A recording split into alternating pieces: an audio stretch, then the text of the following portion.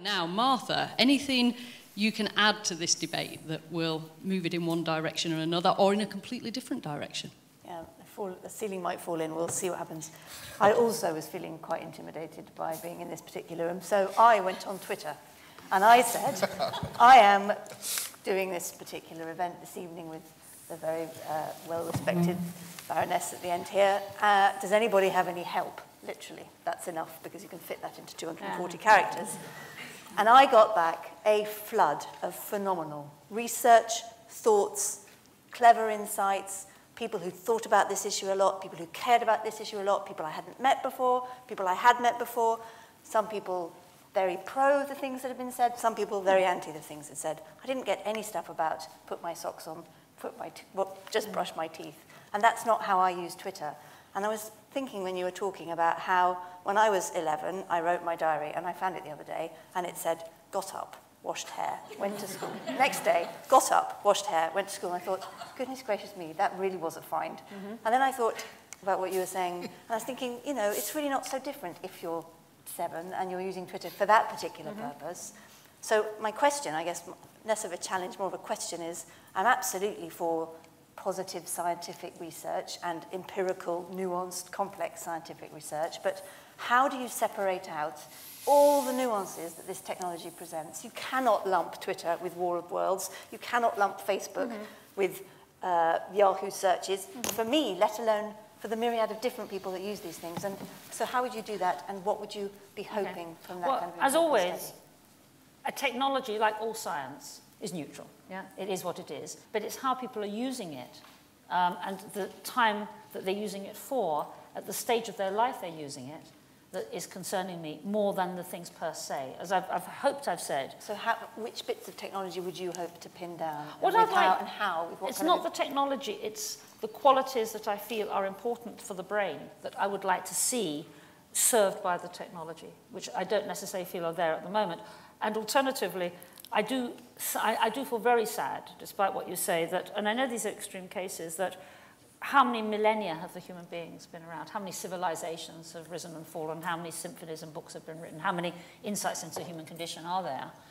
That a lot of people nowadays, not you, obviously, not a lot of people, obviously, but some people are spending time and money to play computer games and do nothing else, yeah, to no point, yeah, to not to mix with people, people have said to me that they play computer games for the thrill of playing the game, just doing that. Now that's fine, like eating chocolate's fine, but I feel sad that, is this what we've come to after so many thousands of years, that now finally technology has given us the time. It's given us leisure in a way it's never given us before. We've now got longer, healthier lives. Focusing on the tiny minority of people that may always have been slightly dysfunctional out of whatever is presented to them. Well, and actually, we should be focusing on the 85% of people that say they use technology for human interactions. Yeah. Well, I'd like to see. You don't use the technology. No, because, don't get ad hominem. No, because World of Warcraft, on World of Warcraft, my grandson, who lives in one part of London, plays with my son, who lives in another, and they talk to each other. Well, just my point being, though,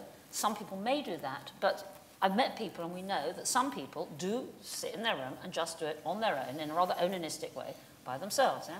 Fine for your grandson, that's fine, but others do not do that. Now, what I fear is, are we going towards a society where people are not, those people, not your grandson, not you, Martha, but some people are not making the most of their lives or of themselves if they are using it just to have experiences, not have an end, but just to have an end in itself. And I find that something we should think about. Okay, and I'm sure, and the fact that you raised the thing about the Twitter, I find it interesting because it shows why this area should be debated. There is no right or wrong answer. There's no simplistic. Someone once said, for every complex situation, there's always a simple answer, and it's always wrong. Of course. Of course there's no simple answer. This is a huge tsunami of technology. With our little brains, we can't just assume it's all okay, that we're all fine. And I feel quite strongly that we should find. Some people might be fine. Some people might be insightful. Some people but there's no right or wrong. We should be embracing this very different world with much more circumspection than we're doing. I think if I've heard you right, Susan, there's rather than letting life unfold and see what the experiment produces, there's an opportunity with the knowledge and experience we've got to learn as we go and to reflect. And that's a fantastic thought and challenge. We've got about 10 minutes or so, and I'm keen to invite people in the audience to be able to ask some questions. Stevie Spring, and my company, Inter Alia, is the largest publisher of video game magazines in the world. And the one dimension that nobody has mentioned overtly, which has been very covert from the panel, is the whole influence of gender on the whole psychology of gaming, which is, yes, predominantly about time and hobby